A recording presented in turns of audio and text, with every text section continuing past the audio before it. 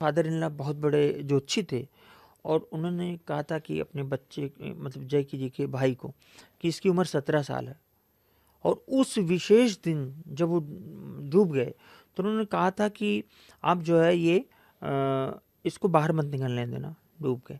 और उन्होंने वो और ध्रुव भाई साथ साथ मतलब ये ज्योतिषी थे और वो काम करते थे। तो मुझे उनकी जब वो बता रही थी तो मुझे नहीं मालूम कि इनका पेशा ज्योतिष था।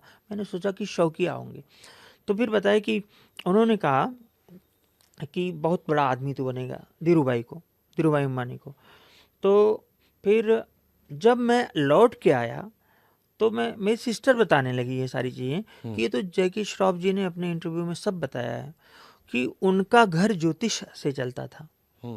उनका घर ज्योतिष है, जिस भी चौल में रहते हो, जहाँ रहते हो।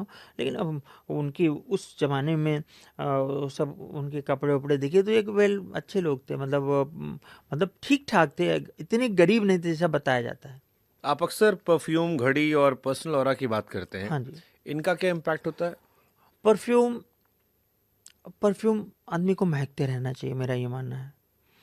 और घड़ी की बात, घड़ी अ, जैसे आपको जिस तरह का रिक्वायरमेंट है उस तरह की घड़ी पहने तो वो मैनिफेस्ट होती रहेगी।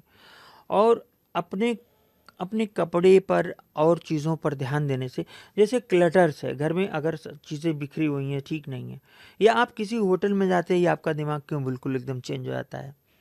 होटल में जाते ही एकदम लगता है हाँ यार ठीक है। घर पे क्या है, कुछ चीज़ें स्कैटर्ड हैं, इधर उधर फैली हुई हैं, सब क्लटर। बॉब प्रॉक्टर खुद ही कहते हैं कि अपनी घर की चीज़ों को सही तरीके से रख दीजिए, क्लटर्स हटा दीजिए, तो आधा काम तो आपका वहीं हो गया, ठीक हो जाएगा। तो मैनिफेस्ट